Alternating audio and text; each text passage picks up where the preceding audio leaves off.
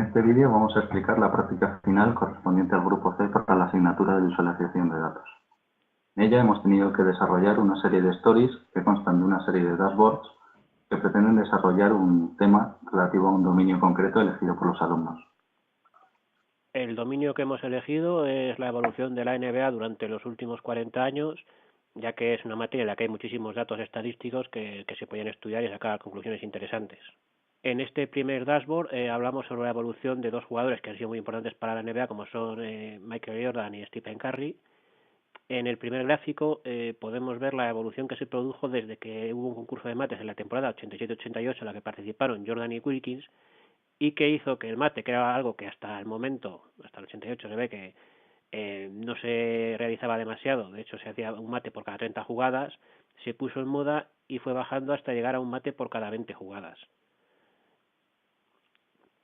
En el caso de Curry, en lo que ha influido es en el triple, bueno, hemos hecho varias gráficas al respecto, lo que influyó en el sentido de que en el momento que entró en la temporada 2009, las dos primeras, bueno, estuvo lesionado y jugó poco, pero a partir de la 2011 empezó a meter una gran cantidad de triples. En esta temporada también está lesionado y por eso baja, pero bueno, en todos los casos es el jugador que más triples mete por la temporada de toda la historia de la NBA y hace, como podemos ver, que un montón de jugadores comiencen a tirar mucho y a meter más de 200 triples por partido también. Una de las principales dificultades que nos hemos encontrado a la hora de analizar estos datos es la gran cantidad de métricas que había que representar. Por esa razón hemos intentado utilizar una gran variedad de formas de visualización, distintos diagramas, una gran riqueza de colores, así como diferentes metáforas visuales como el uso de una cancha de baloncesto o un código de colores adecuado. En este caso, el código de colores que hemos elegido son colores relacionados con la NBA, bien por la imaginería de la propia NBA, como por ejemplo ser los colores del logo o los colores de diversos equipos. En este caso podemos ver que en todos los gráficos abundan el rojo y el azul, que son los dos colores principales de la NBA. En este caso, nuestro principal objetivo era mostrar tendencias, así que hemos recurrido a diagramas de líneas soportados por líneas de tendencia. En el caso de Jordan, por ejemplo, podemos ver que la tendencia del número de tiros por mate es descendente, lo que quiere decir que es cada vez más frecuente el número de mates, y al mismo tiempo la otra dimensión del tema es que el número de mates va creciendo. En el caso de Curry hemos tenido que analizar una serie de métricas más y de alguna de ellas hemos querido dar visiones alternativas. Por ejemplo, en la concurrencia de jugadores con un gran número de triples la hemos mostrado en dos gráficos distintos. En primer lugar, un gráfico de dispersión que nos permite ver la mayor agrupación de jugadores a medida que avanza el tiempo, así como el número total de triples que ha hecho cada uno en cada temporada. Esto nos permite poner en valor el número total de triples que ha conseguido Curry y el valor que tiene esta medida. Por otro lado, hemos hecho un gráfico de líneas en el que vemos, en el segundo gráfico podemos ver el número absoluto de jugadores que han alcanzado cifras de 200 triples por temporada. Finalmente, en el último gráfico, hemos querido resaltar la carrera de Stephen Curry utilizando primero un color más llamativo y segundo un grosor más grande que el resto de jugadores. En esta segunda parte del Dashboard 1 hemos elegido a LeBron James, que es el jugador más importante del siglo XXI, y hemos buscado cómo él ha influido en otro tipo de jugadores. ¿Vale? Para ello hemos buscado una serie de parámetros, que es buscar jugadores que cumplieran 5 puntos por partido, 5 asistencias, 5 rebotes, medio robo, 0,2 bloqueos y un triple por partido. Inicialmente hemos mostrado una gráfica en la que podemos ver la media de los jugadores que han ido cumpliendo esos requisitos, y luego hemos hecho una especie de diagrama de Gantt en la que hemos marcado los jugadores que han cumplido esos requisitos durante más de una temporada. Se puede ver cómo, por un lado, cada vez hay más jugadores que lo cumplen, y que por otro lado LeBron es el jugador que durante más años lo ha cumplilo. De hecho, en su carrera solo falta 2 años, el rookie y uno entre medias, porque se quedó con 0,9 triples en vez de con 1. Si vemos la evolución a lo largo del tiempo del número de jugadores que cumplen los requisitos, podemos ver que es cierto que no es desde el momento que entra LeBron, porque claro, crear un jugador de estas características lleva mucho tiempo, pero a partir como de la temporada 2015 el número de jugadores empieza a ascender, llegando hasta los 13 jugadores en la 2018, y esta temporada posiblemente alcance un número similar. Los datos que tenemos del principio de temporada, pero varían. En este caso hemos optado primero por un diagrama de líneas para demostrar que las estadísticas de los jugadores se mantienen más o menos, de los jugadores top se mantienen más o menos estables. Sin embargo, como podemos ver abajo, el número de jugadores ha ido incrementándose. Eso quiere decir que más jugadores han ido alcanzando unas cotas que podríamos considerar máximas actualmente. Hemos querido representar los jugadores que han alcanzado estas cotas mediante dos diagramas, porque el diagrama de Gantt nos permite, sobre un diagrama de dispersión, no solo ver la concurrencia de jugadores a través de las temporadas, sino también la continuidad de cada uno de los jugadores, cosa que en un diagrama de dispersión serían puntos aislados y sería mucho más difícil de visualizar. En el segundo dashboard hemos decidido evaluar cómo algunas dimensiones del juego han afectado a la evolución de este. En un primer gráfico hemos estudiado el rebote, que es algo que a lo largo de los años en su total no ha variado demasiado. O sea, se sigue cogiendo más o menos el número mismo número de rebotes totales desde 1977 hasta la actualidad. La gran diferencia es que el rebote ofensivo cada vez se coge menos, o sea, lo cual indica que cada vez se defiende mejor. Por otro lado, también hemos visto la evolución del juego en base a dos aspectos físicos. Por un lado, el peso. Se ve que a pesar de que la altura no varía notablemente durante toda la NBA, de hecho más o menos se mantiene 6,7 pies, cada vez los jugadores son más pesados. Esto es porque cada vez se exige más músculo y más físico. Sin embargo, lo que sería lógico es que al ser más físico se exigiera menos ritmo de juego, pero tampoco es así. O sea, si vemos la curva de posesiones, podemos ver que cada vez el ritmo de juego es mayor. Lo que sí afecta negativamente al ritmo de juego es la edad. Durante la década de los 90, la media de la NBA aumentó ligeramente en edad, porque había varios jugadores de los 80 que eran muy buenos y aguantaron muchísimos años, y esto hizo que el juego se volviera bastante más pausado, o sea, se bajó a unas 90 posesiones por partido.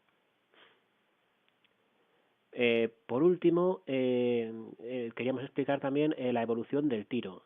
Cuando empezó en 1975, cuando hemos empezado el estudio, no existía la línea de 3. La línea de 3 se creó en 1979. Desde que se crea hasta la actualidad, inicialmente era algo que no se utilizaba. De hecho, se utilizaba tan poco que en 1975 se reduce la distancia para aumentar este tipo de tiro. Lo que los equipos se han ido dando cuenta en los últimos años es que el tiro triple produce muchos más puntos con menos porcentaje de acierto que el tiro de 2. Y esto ha hecho que ahora mismo prácticamente un 40% de los tiros de campo son de 3. Podemos ver en la proyección con 100 posesiones, tal como se tira actualmente, que hemos pasado por ejemplo, de 2010, que andábamos en torno a una proyección de 97 puntos, a los 103 puntos de la actualidad. En este caso, como queríamos analizar métricas que se pueden segregar en distintos subtipos, hemos optado por gráficos acumulados y acumulados no apilados. En el primer caso, en los rebotes, hemos optado por un gráfico apilado para ver el número total de rebotes, para ver que no variaba, y sin embargo la distribución entre los tipos de rebotes sí cambiaba. En el caso de la evolución del tiro, por otro lado, queríamos evaluar si el acierto ha variado o no dentro de los tiros de 2 y 3 puntos y el número total de tiros por partido. Como vemos, el número total de tiros sí se ha incrementado, pero sobre todo se ha incrementado la proporción de triples. No obstante, la proporción de triples acertados se ha mantenido más o menos constante respecto al total a lo largo de los años. En los gráficos hemos querido resaltar también hechos particulares que pueden explicar por sí solos la evolución de los valores que se muestran en las gráficas. Por ejemplo, en la evolución del tiro tenemos dos hitos, como pueden ser la introducción del triple o la reducción del triple. Hemos utilizado una línea de referencia para el primero, al ser un hecho puntual, y una banda de referencia para el segundo, ya que duró un total de 3 temporadas. En esta segunda parte del segundo dashboard hemos querido comparar cómo ha variado la forma de tirar a lo largo de los años. Para eso hemos cogido 2 años, que ha sido la temporada 2001 y la temporada 2018. En el primer gráfico podemos ver cómo ha variado la forma de tirar con respecto a cerca del aro. O sea, antes, por ejemplo, en la 2001 era bastante fácil hacer un mate desde más de 4 pies y ahora mismo es bastante complicado. En el segundo gráfico lo que más podemos ver es cómo ha variado la distancia de tiro. O sea, en 2001 era bastante común tirar a media distancia, pero dentro de la zona de 2, mientras que ahora mismo eso es un tiro que prácticamente no se hace. Lo que más se hace es tirar de 3. En el primer diagrama, como queríamos mostrar distintas dimensiones de una misma métrica en dos momentos distintos, hemos optado por un diagrama de barras horizontales, como es el diagrama de mariposa. Para para facilitar la comparación entre los distintos valores en los casos en que las barras son muy parecidas, hemos etiquetado adecuadamente cada una de las barras. Finalmente, para la distribución de tipos de tiro, hemos optado por un diagrama de tarta de 2 niveles. En el nivel interno mostramos los tipos generales, que son bandeja, gancho, mate y suspensión, y en la corona exterior mostramos los subtipos de cada uno de estos tipos. En este dashboard hemos evaluado, por un lado, la eficiencia de tiro con respecto a la distancia. Lo importante de aquí es destacar cómo lo más efectivo es, obviamente, tirar debajo de canasta, o sea, una bandeja debajo de canasta o un mate detrás de canasta, pero una vez que pasamos de ahí, vemos cómo, y los equipos han dado cuenta de ello, lo más efectivo es tirar un triple, o sea, un triple produce mucho más que cualquier otro tipo de tiro. Luego hemos visto casos particulares de algunos jugadores. El primero es el Hakasak. Shaquille O'Neal era un jugador que debajo del aro era muy efectivo, pero que casi no sabía tirar tiros libres. O sea, él era tan efectivo bajo el aro como la media de la liga en tiros libres, pero él tiraba tiros libres, tiraba muy mal. Entonces lo que le hacían a él era hacerle faltas para obligarle a tirar 2 tiros libres, que normal es que produjera un punto, en vez de dejarle tirar bajo el aro, que lo normal es que produjera 1,5. Por otro lado, tenemos una estadística sobre el acierto de tiros libres, en el que vemos que, aunque la media de la NBA más o menos siempre ha rondado el 75%, siempre hay grandes tiradores que alcanzan medias por encima del 90%. Más o menos se mantiene esta a lo largo del tiempo, salvo un caso particular que es el de José Calderón, que durante la 2009 solo falló un tiro libre, lo cual le dio un porcentaje de acierto del 98%. En este caso queremos destacar que en el diagrama de acierto de los tiros libres hemos combinado 2 tipos de gráficos, un gráfico de dispersión y un diagrama de área para mostrar la media de la NBA. Hemos utilizado también una distinción de color para señalar aquellos valores que nos parecían más interesantes, como es el caso de José Calderón. Respecto a los diagramas iniciales, hemos intentado mostrar la misma métrica de distintas maneras, de acuerdo con la distancia o con el tipo de tiro. En el caso del valor por tipo de distancia 2, hemos mostrado los valores acumulados para determinar la distancia desde la que los jugadores son más efectivos independientemente del tipo de tiro. En este último diagrama podemos ver la frecuencia de acierto por partido de las zonas, digamos, de 2001 y 2018, pero desde una forma de visualización mucho más visual, en la que vemos las diferentes posiciones desde las que se tira y los porcentajes de acierto. Vuelve a destacar lo que hemos comentado anteriormente, y es que el tiro de media distancia ha bajado muchísimo con respecto desde la 2001 a la 2018, y también podemos ver que el triple, lo que más ha aumentado es el triple desde la zona central. O sea, desde las zonas laterales ha aumentado, es verdad que es un 100%, pero claro, sigue siendo muy poca cantidad neta. En este caso hemos querido complementar los datos aportados en los dashboards anteriores, representando información similar para los 2 años que hemos elegido. En este caso hemos utilizado una metáfora visual, que es una cancha de baloncesto, que hace mucho más fácil para el usuario identificar los distintos valores y lo que implican. En este segundo story analizamos los diferentes parámetros de éxito de la NBA. Inicialmente lo hemos analizado por equipos, empezando primero por las métricas que son más claras. En el primer caso es la tasa de victoria media, es decir, cuántos partidos de media ganan en la liga regular. En tanto por ciento, cuanto más porcentaje tengas, pues más partidos has ganado y más fácil es que acabes jugando los playoffs. Y en el segundo gráfico lo que hemos ordenado los equipos por eficiencia, que es la diferencia entre ataque y defensa. Esto premia a los equipos que hacen un baloncesto más ofensivo. Por ejemplo, lo que nos da es que Oklahoma, New Orleans o Suns son los equipos más eficientes. Desde un punto de vista del uso del color, en este primer dashboard hemos tenido que ampliar nuestra paleta de colores para abarcar el número de equipos que había. Durante el resto del dashboard utilizamos los mismos colores que hemos venido utilizando hasta ahora por consistencia. En el diagrama de eficiencia, en el que señalamos los 5 mejores equipos, podemos ver que en todos los casos han seguido un tipo de juego muy equilibrado entre ataque y defensa, mientras que equipos que, por ejemplo, tenían unos grandes valores de defensa, como puede ser los Spurs, no conseguían un gran resultado, subrayando la hipótesis de que el juego ofensivo se ve recompensado. En este segundo ranking hemos calculado una fórmula bastante más compleja que es, por un lado, establecer varios criterios que hacen que un equipo sea de éxito, luego calcular los Z-score con respecto al resto de equipos y calcular la suma total. O sea, al final lo que se hace es buscar diferentes parámetros como son el win rate, cada cuántos años un equipo juega playoffs, cada cuántos años juega las finales o gana, cuántos jugadores aporta al All-Star, y con los Z-score de todos ellos acabamos obteniendo un valor y asumimos que ese valor es el éxito de la franquicia. Por ejemplo, en este caso lo que nos ha dado es que equipos como Celtics, Lakers o Spurs son los equipos más exitosos, lo cual encaja bastante con la realidad porque al final son los equipos que durante más tiempo y con más anillos se han mantenido. En este caso hemos querido hacer un dashboard integral que refleje todas las distintas métricas que hemos utilizado para evaluar el rendimiento de los equipos.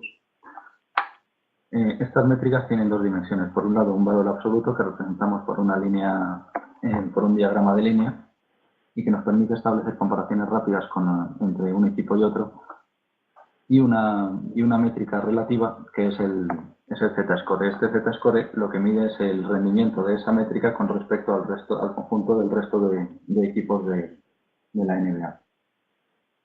En este caso hemos optado por un diagrama de área porque había, para resaltar el hecho de que hay valores negativos, mientras que en las medidas absolutas esto no se produce. El siguiente dashboard es sobre los extranjeros en la NBA y cómo ha ido evolucionando. O sea, inicialmente en la NBA prácticamente no jugaban jugadores extranjeros, pero a medida de que entraron algunos jugadores extranjeros exitosos, sobre todo en torno al año 2000, cuando entraron pues Nowitzki, Gasol, Duncan, Ginobili, Parker, fue cuando empezó a haber un gran crecimiento de jugadores extranjeros que ingresaban por año, hasta el punto de que ha habido temporadas en las que había hasta 3 extranjeros por equipo, y actualmente en todos los equipos hay más de uno. También tenemos la distribución de extranjeros por nacionalidad, en la que podemos ver que países como Canadá o Francia o España son países de los que más jugadores han aportado históricamente, y por otro lado los jugadores con carreras más largas, donde podemos ver que Nowitzki es el jugador con la carrera más larga y aún está en activo, y Gasol, que sigue en activo, posiblemente acabe alcanzando, si no el primer puesto, se quedará como el segundo. En este caso en este dashboard hemos querido primar la interactividad del usuario con los datos. Además de poder consultar cada uno de los países de forma individual, la selección actúa como filtro tanto en la lista de jugadores con carreras más largas como en los ingresos de extranjeros por año. Por ejemplo, si seleccionamos España, se nos muestran los 14 jugadores españoles con carreras más largas y se ve como a partir del 2014 ha habido un pequeño incremento en el número de jugadores procedentes de España. En estos gráficos continuamos exponiendo, por un lado, los jugadores extranjeros, en este caso solamente los jugadores españoles, con el rendimiento individual de cada uno de ellos. Hemos cogido las medidas más habituales como son los puntos, los rebotes, las asistencias y el PER, que es una medida de rendimiento general. Podemos ver más o menos lo esperado, que es que Gasol es el jugador que más se rindió en la NBA, Marc Gasol y Vaca Mirotic, y sí tenemos la sorpresa de que William Gómez, a pesar de no ser el jugador que más puntos mete, su rendimiento por minuto es muy muy alto, es prácticamente de All-Star. Por otro lado tenemos la evolución del draft y las probabilidades según tu posición de draft. En el caso de los extranjeros, vamos, de los jugadores americanos, más o menos los resultados son los esperados, es decir, cuanto más arriba te cogen en el draft, más posibilidades tienes de triunfar. Podemos ver como el PER medio es bastante alto y va bajando según vas bajando en el draft, y las posibilidades de ser All-Star o entrar en el quinteto ideal son muy altas en las primeras posiciones y van bajando. En el caso de los extranjeros, como ha habido pocas elecciones, todavía no es algo que esté muy refinado. Sí que es verdad que son casos de bastante éxito. Por ejemplo, elegir las primeras posiciones del draft a un extranjero parece que casi siempre ha resultado una apuesta correcta. Y por otro lado vemos como muchos jugadores que se eligen en las rondas finales del draft y son europeos o extranjeros, vamos, directamente no han llegado ni a debutar.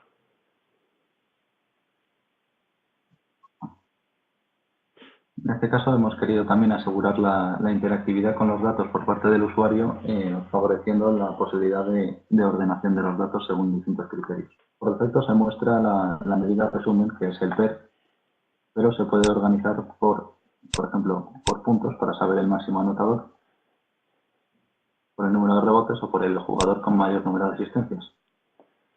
Nos desvela una de las principales facetas de Ricky Rubio. En este caso, a pesar de ser dos gráficos distintos, hemos reconocido la importancia de mantener el mismo código de colores entre los dos, ya que describen las mismas métricas para distintos equipos, para distintas poblaciones. Y dada la gran cantidad de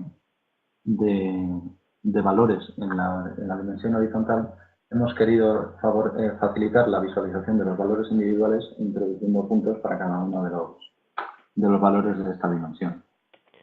Este último gráfico matemáticamente será el más complejo, ya que lo que se ha hecho es intentar evaluar cuál es el mejor jugador de la historia utilizando varias medidas. Lo que se ha hecho es considerar el PER, el win share por 48 minutos, el ratio de uso y el value over replacement, tanto de liga regular como de playoffs, y calcular el Z-score de cada uno de ellos. Todo ello para los 20 jugadores de la NBA que han tenido mayor PER a lo largo de su carrera.